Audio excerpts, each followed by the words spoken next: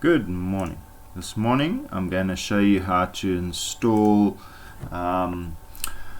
Microsoft Azure Functions Extension. So the agenda for today is install Azure Functions Extension on Visual Studio Code. Okay.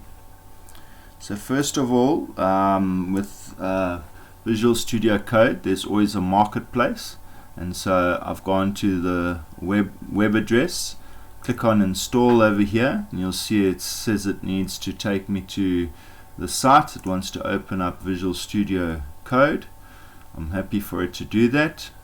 As you can see, it then opens up my Visual Studio IDE and it gives me the option to install. So I want to install it.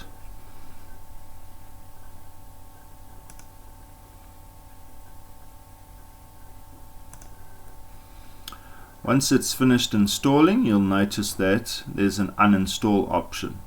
When you've got that, you know that the Azure Functions Extension is installed. Alright, yeah.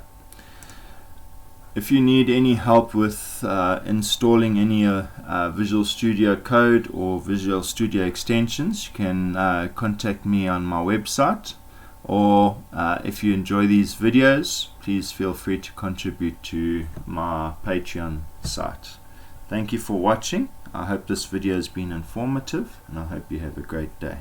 Goodbye.